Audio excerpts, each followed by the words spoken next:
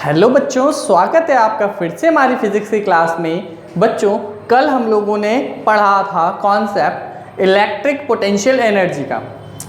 जब कोई एक चार्ज रखा हुआ है और दूसरा चार्ज हम उसके पास ला रहे हैं या दोनों चार्जेस को एक दूसरे के पास ला रहे हैं तो उनका जो पूरे सिस्टम की इलेक्ट्रिक पोटेंशियल एनर्जी होगी, कल हमने बच्चों उसके बारे में पढ़ा।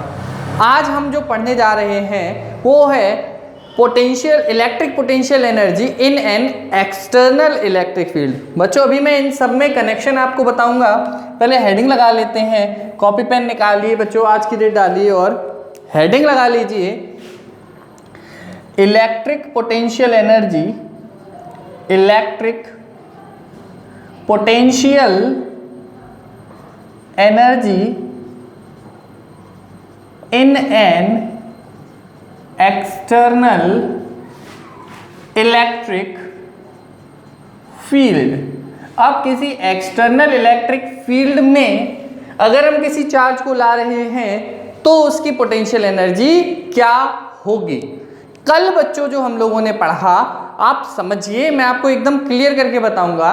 बच्चों, कल हमने पढ़ा कि दो चार्जेस को लाए और एक दूसरे के पास पास ला करके हमने असेंबल कर दिया ये सिस्टम पूरा। ये Q1 है और ये Q2 है। इनको हमने जब असेंबल किया तो इनमें जो हमें एनर्जी वर्क करना पड़ा वो वर्क हमारा इलेक्ट्रिक पोटेंशियल एनर्जी की फॉर्म में स्टोर हो गया। तो ये हमारी जो एनर्जी होगी बच्चों वो इलेक्ट्रिक पोटेंशियल एनर्जी होगी। सही। अब क्या हो रहा है कि ये मान लो एक यूनिफॉर्म एक्सटर्नल इलेक्ट्रिक फील्ड है। सही। अब ये एक एक्सटर्नल इलेक्ट्रिक फील्ड है। अब बच्चों हम इसमें कहीं से इन्फिनिटी से एक चार्ज को लाते हैं। Q चार्ज को हम लोग लेकर के आए। अब जो हमें वर्क करना पड़ेगा अब वो एनर्जी के फॉर्म में स्टोर हो जाएगा। तो वो हम निकालेंगे यहाँ पर electric potential energy in an external electric field. अभी तो बच्चों देखो इसको लेकर के आए, इसको लाने में हमें कोई वर्क नहीं करना पड़ा था, लेकिन इसकी प्रेजेंस में एक इलेक्ट्रिक फील्ड क्रिएट हो गया था। तब हम इसको लेकर के आए तो इसकी वजह से कुछ रिपल्शन वगैरह लगा होगा।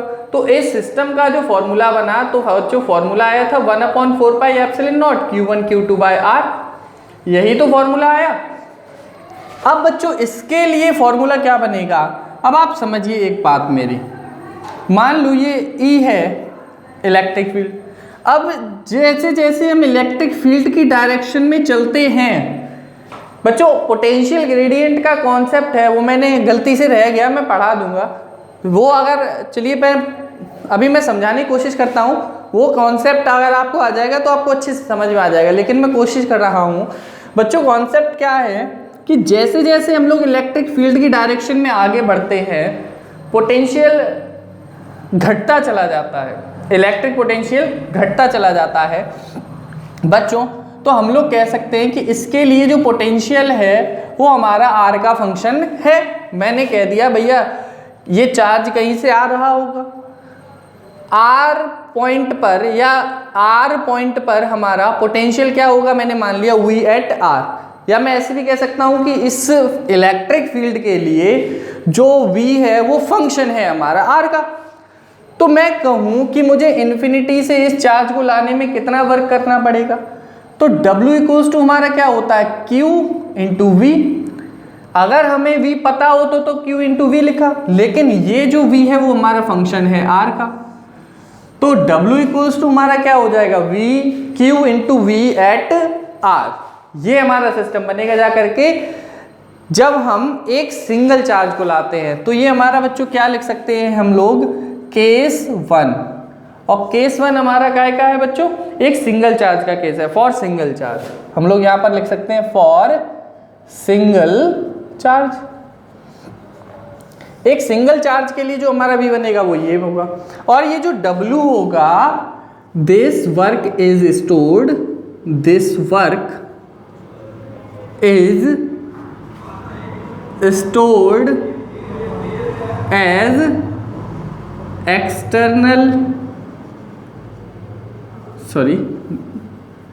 Electric potential energy. ये वर्क ही तो हमारा पोटेंशियल एनर्जी की फॉर्म में स्टोर हो जाएगा। इसी को हम लोग लिख देंगे U equals to Q into V at R। आप इस बात को समझ पा रहे हैं V एट R के कॉन्सेप्ट को। अब मान क्या लो केस 2 हम लेते हैं। केस 2 हमारा क्या हो गया, for system of two charges, system of two charges. अब है तो एक्सटर्नल इलेक्ट्रिक फील्ड में ही, लेकिन अब चार्जेस हमारे कितने हो गए, 2। अब चार्जेस 2 हो गए तो सुनिएगा ध्यान से, ये बना जा करके इस टाइप से,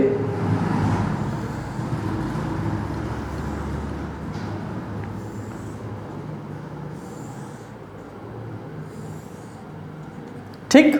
अब बच्चों हो क्या रहा है, ये हमारा E है और इस E के लिए जो V है वो फंक्शन काय का है, R का है। V is the function of R। अब मैं मान लो इस चार्ज Q1 को लेकर के यहाँ पर आया, इस चार्ज Q1 को यहाँ पर लेकर के आया। अब बच्चों आप समझिए, जो कल की क्लास थी उसमें क्या बताया भाई, जब मैं Q1 को लेकर के आया अकेले तो हमें कोई भी वर्क नहीं करना पड़ा, क्योंकि उस टाइम पर कोई इलेक्ट्रिक फील्ड था ही नहीं, कोई रिपल्शन नहीं, कोई अट्रैक्शन नहीं, फ्री था सारा का सारा, तो हमें कोई वर्क नहीं करना पड़ा।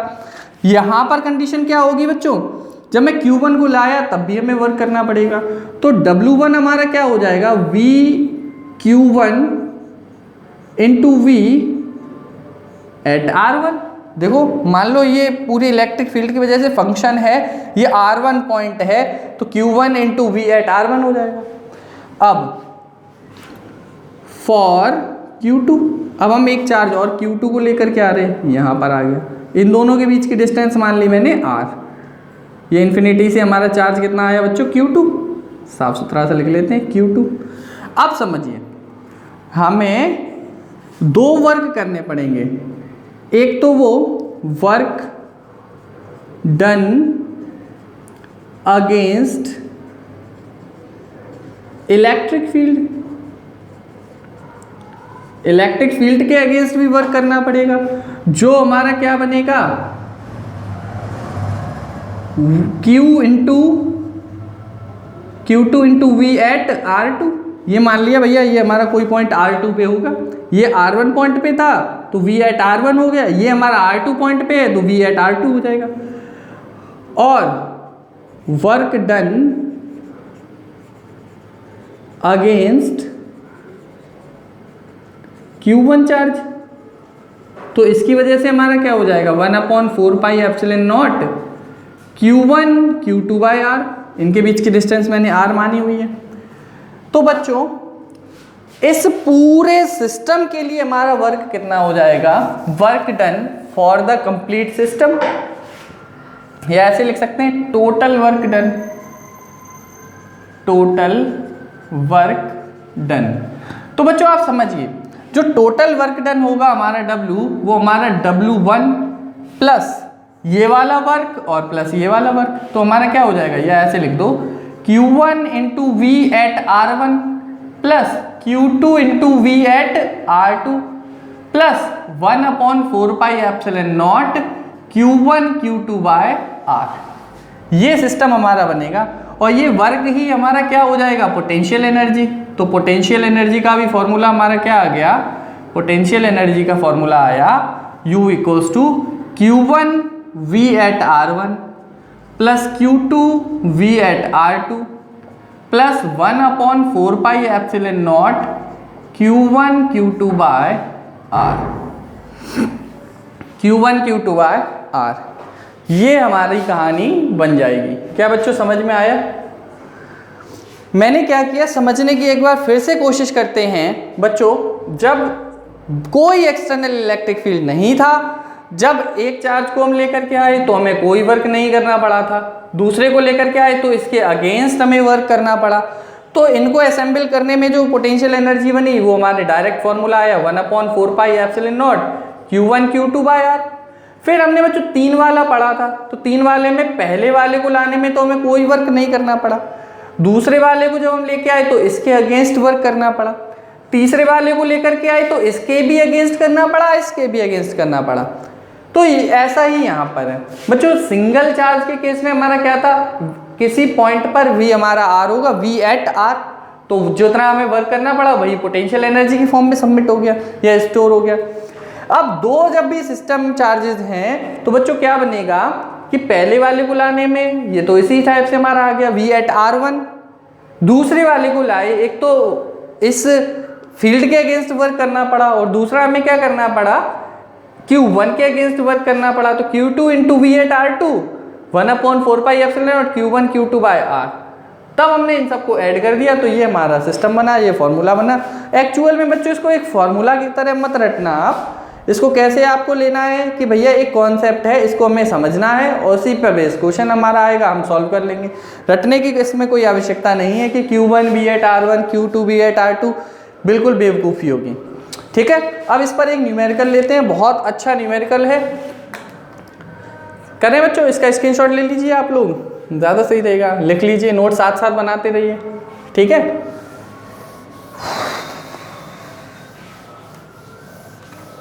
चलिए बच्चों देखते हैं, एक क्वेश्चन लेते हैं, अच्छा सा क्वेश्चन है। क्वेश्चन क्या कह रहा है, determine the electrostatic potential energy, determine, question है बच्चों, मार्क कर दीजिए, determine the electrostatic potential energy, the electrostatic potential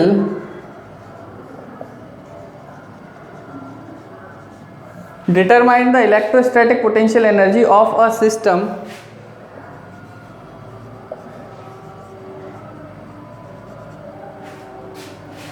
consisting of two charges, system consisting of two charges। देखो भैया एक सिस्टम है जिसमें दो चार्जेस हैं, 7 microcoulomb and -2 microcoulomb placed at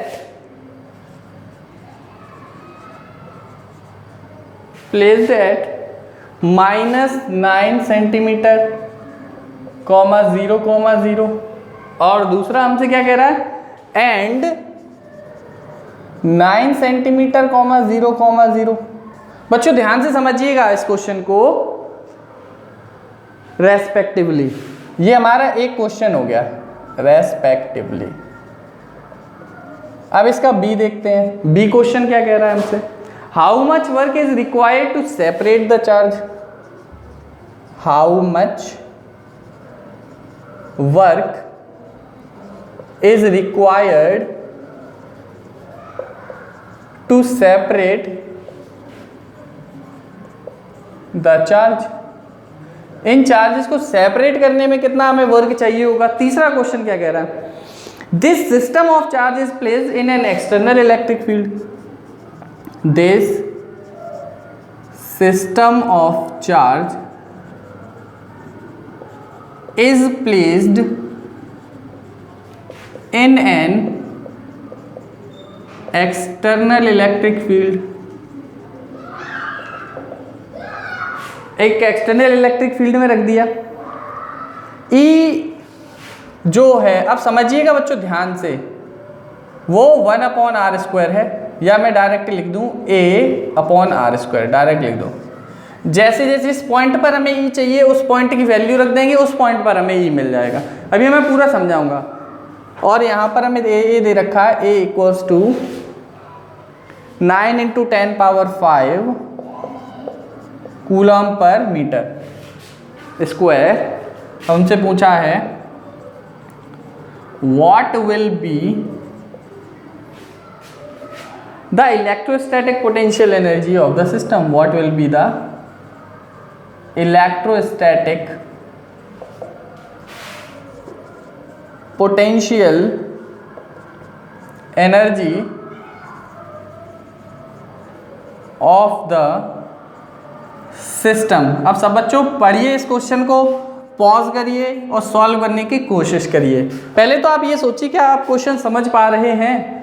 अगर क्वेश्चन समझ में आ रहा है तो सॉल्व करने की कोशिश करिए, और अगर समझ में ही नहीं आ रहा है तो मेरा इंतज़ार करिए। पॉज करिए भाई, अब देखते हैं, मैं समझाता हूँ।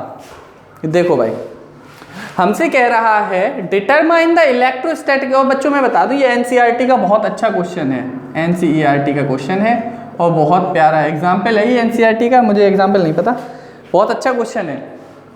अब हमसे क्या कह रहा है, determine the electrostatic potential energy of a system consisting of two charges 7 microcoulomb and -2 microcoulomb. दो चार्जेस हैं, एक 7 माइक्रोकूलम है और दूसरा चार्ज है हमारा -2 माइक्रोकूलम, और 7 वाला कहाँ रखा है, -9 सेंटीमीटर पर रखा है, और -2 वाला कहाँ रखा है बच्चों, 9 सेंटीमीटर पर रखा है। अब समझिए, दो चार्जेस आपको दे रखे हैं, Q1 में डायरेक्ट ही लिख दूं बच्चों 7 × 10⁻⁻6 कूलम, और Q2 हमारा कितना आ जाएगा बच्चों, -2 × 10⁻⁻6 कूलम। ठीक, अब हमसे क्या कह रहा है कि ये मैंने मान लिया बच्चों ओरिजिन है, ये -9 सेंटीमीटर पर है और ये +9 सेंटीमीटर है, और y और z 0 है, तो बच्चों कौन से एक्सिस पर हो गया, ये x एक्सिस पर हो गया। प्लस वाला यहाँ पर सिचुएटेड है और माइनस वाला यहाँ पर सिचुएटेड है। अब आप ये बताइए, हमसे कह रहा है कि इस पूरे सिस्टम को बनाने में कितनी एनर्जी वेस्ट करनी पड़ी, या इसकी इलेक्ट्रोस्टैटिक पोटेंशियल एनर्जी। तो बच्चों इन दोनों के बीच की डिस्टेंस कितनी हो गई, r = हमारी 18 सेंटीमीटर हो गई, और सेंटीमीटर को कन्वर्ट करेंगे तो 10⁻⁻2 मीटर आ गया। अब आप समझिए, इसमें तो कोई एक्सटर्नल इलेक्ट्रिक फील्ड है नहीं, और जब इस एक्सटर्नल इलेक्ट्रिक फील्ड नहीं होता है तो U का डायरेक्ट फॉर्मूला होता है 1/4πε0 Q1 Q2/r। तो इसके लिए तो हम डायरेक्ट फॉर्मूला लगा देंगे, 9 × 10⁻9, Q1 की वैल्यू कितनी है, 7 × 10⁻6, Q2 की वैल्यू कितनी है, -2 × 10⁻6, अपॉन R कितना है बच्चों, 18 × 10⁻2। सही, 9 2 ज़ा 18, 2 से 2 कैंसिल। अब बच्चों देखिए, -6 और -6 कितने हो गए, -12, -12 और प्लस का 2 ऊपर चला जाएगा तो -10 रह गया, और प्लस का 9 तो -1 रह गया, तो 7 × 10⁻⁻1, तो ये कितना आ गया, -0.7 जूल। U जो हमारी बनी वो आ गई -0.7 जूल। मतलब इस सिस्टम की जो एनर्जी आई, मतलब कोई एक्सटर्नल इलेक्ट्रिक फील्ड नहीं है, बिना किसी एक्सटर्नल इलेक्ट्रिक फील्ड के सिर्फ इन दोनों सिस्टम की एनर्जी जो आई वो 0.7 जूल आ गई। माइनस की इसलिए आएगी बच्चों, देखो एक माइनस है एक प्लस है। अब क्या कह रहा है, how much work is required to separate the charges.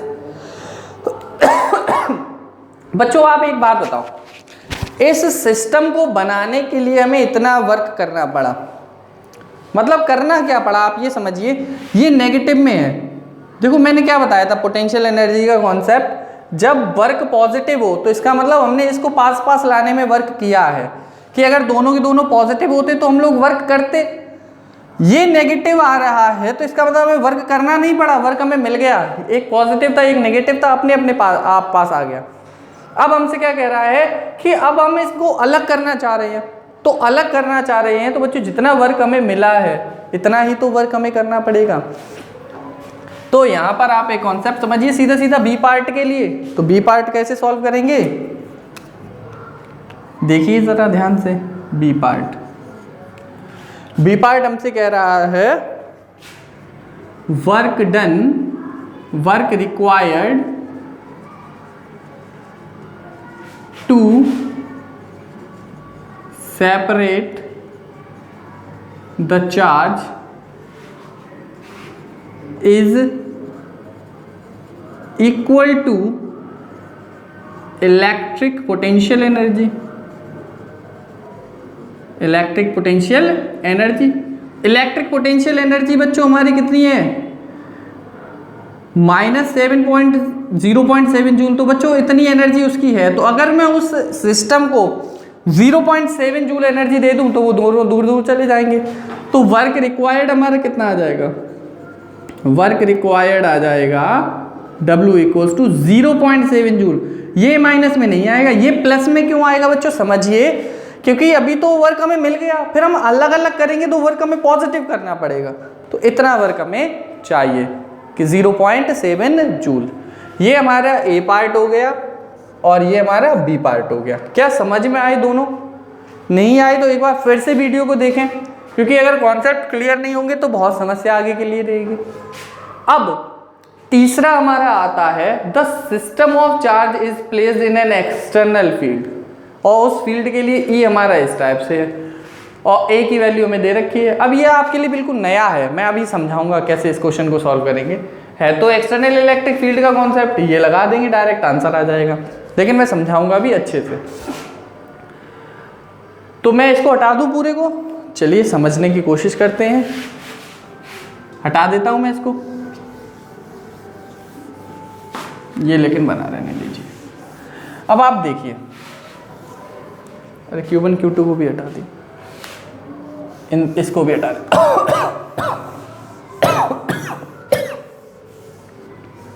देखिए बच्चों, हमें यहां पर भी फील्ड दे रखा है, मतलब एक्सटर्नल इलेक्ट्रिक फील्ड, आप ऐसे समझ लीजिए, या कहीं से आ रहा है, ये सही नहीं है कि ये आर के हिसाब से चल रहा है, चलो आप ऐसे ही समझ लो, ठीक है।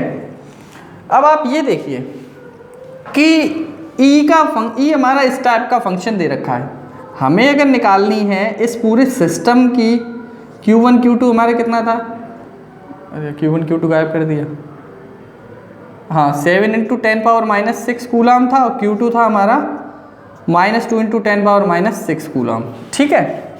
अब बच्चों देखो कि अगर मैं इस सिस्टम की एनर्जी लिखना चाहता हूं तो इसको लाने में एक्सटर्नल फील्ड में जो वर्क करना पड़ा Q1 × V at R1, सही। अब ये तो हमारा था ही, फिर हमें इसको लाने में जो वर्क करना पड़ा वो हमारा इसकी प्रेजेंस में भी है और एक एक्सटर्नल इलेक्ट्रिक फील्ड में भी, तो हम लोग क्या लिख देंगे Q2 × V at R2 plus 9 × 10⁻9, जो इन दोनों की वजह से भी तो मैं एक एनर्जी देनी पड़ेगी Q1 Q2/R, और इनके बीच की जो एनर्जी थी ये अभी अभी हम लोग निकाल चुके हैं बच्चों, माइनस का 0.7 जूल, ये तो हम लोग निकाल ही चुके हैं। अब बात आती है कि ये कैसे निकालेंगे। तो बच्चों देखिए, मैंने आपको पोटेंशियल ग्रेडियंट अभी नहीं पढ़ाया है, कल के वीडियो में मैं आपको दे दूंगा। तो है क्या कहानी बच्चों इसकी, देखिए कि अगर V का हमारा E की फॉर्म में दे रखा हो, इलेक्ट्रिक फील्ड की फॉर्म में, इलेक्ट्रिक फील्ड की डायरेक्शन में जाने पर जो इक्विपोटेंशियल सरफेस है, जैसे ये मान लो V की डायरेक्शन में जैसे जैसे जाएंगे तो E हमारा घटता चला जाता है। तो अगर मैं V को E की टर्म्स में निकालना चाहता हूं तो V का फॉर्मूला होता है E × R, सही। आप ऐसे समझ लीजिए, E की यूनिट होती है वोल्ट पर मीटर, वोल्ट पर मीटर का मतलब क्या हो गया V/R, V = हमारा क्या आ जाएगा ER। आप ऐसे समझ लीजिए एक फॉर्मूला है V का E के टर्म्स में E × R, ठीक। तो बस हो गया हमारा काम। अब E हमारा फंक्शन दे रखा था ये, तो हम लोग क्या लिख देंगे, अगर हमें V निकालना है तो E × R लिख देंगे, E × R, तो V = हमने लिखा E × R, E की वैल्यू है R², तो V हमारा क्या आ जाएगा उस पॉइंट पे जहां पर किसी पॉइंट R पर V का वैल्यू क्या हो जाएगी A/R, किसी पॉइंट R पर V की वैल्यू हो जाएगी A/R। तो बच्चों ये Q1 हमारा कितना है 7 × 10⁻⁻6, तो A/R, A की वैल्यू कितनी दे रखी है 9 × 10⁵, और R हमारा कितना है, इसके लिए देखो 9 है, तो इसको भी कितना लिख देंगे 9 × 10⁻⁻2 प्लस इसके लिए भी देखो 9 है, ये मान लो जो ओरिजिन से ही होता है, ठीक है बच्चों। तो ये हमारा कितना है -2 × 10⁻⁻6 इंटू A 9 × 10⁵ अपॉन R2 कितना ले लेंगे, R2 भी हमारा 9 × 10⁻⁻2 हो जाएगा, और -0.7 इसकी वैल्यू है ये, यही बनेगा बच्चों। इसको सॉल्व करिए, क्वेश्चन सही कर रहा हूँ मैं, देख लेना। बिल्कुल सही है। अब बच्चों देखो, ये 9 से ये 9 कैंसिल हो गया, इस 9 से ये 9 कैंसिल हो गया। अब इधर देखो कितनी पावर बच रही है, 5 और 2 7 हो जाएगा, ऊपर जाके 7 - 6 तो ये कितना बन गया 70 माइनस ये वाला माइनस 7 माइनस 6 ये कितना हो गया 20 और माइनस 0.7 जूल। तो U हमारी जो आई 70 माइनस 20 50 और 50 माइनस 0.7 कितनी हो गई 49.3 जूल। U हमारी आ गई 49.3। एग्जैक्ट आंसर है हमारा, यही आंसर है। तो एक्सटर्नल इलेक्ट्रिक फील्ड में आपको समझ में आई कि E हमारा दे रखा था, E is the function R square, R का अगर जब फंक्शन है तो A अपॉन आर स्क्वायर है। V का फॉर्मूला है हमारा E इंटू आर, आप सीधा डायरेक्ट फॉर्मूला ही समझ लीजिए, V का फॉर्मूला है हमारा E इंटू आर। तो V का फॉर्मूला E इंटू आर आया तो हमने क्या डायरेक्टली कर दिया A अपॉन, मतलब सीधा सीधा हमने वैल्यू पुट कर दी इनकी A अपॉन आर, क्योंकि ये 9 सेंटीमीटर पर था ओरिजिन से, ये भी ओरिजिन से 9 सेंटीमीटर पर है, दोनों की वैल्यू पुट कर दी। 0.7 इसकी वैल्यू आई थी, दोनों को हमने घटा दिया और ये क्वेश्चन हमारा सॉल्व हो गया। बहुत अच्छा क्वेश्चन था ये एनसीईआरटी का। चलिए बच्चों, आज ये कॉन्सेप्ट खत्म हुआ। कल टॉर्क और जो हमारा बचा हुआ है उसको खत्म कर देंगे, फिर परसों के लेक्चर से, मंडे से आपका कैपेसिटेंस का कॉन्सेप्ट स्टार्ट हो जाएगा। ठीक, चलिए थैंक यू वेरी मच इसको देखने के लिए। कैपेसिटेंस बहुत इंपॉर्टेंट है और कैपेसिटेंस में ज़्यादा नहीं है, थोड़ा सा मतलब देखें कि वो भी ख़त्म करके। चलिए फिर ठीक है, थैंक यू वेरी मच।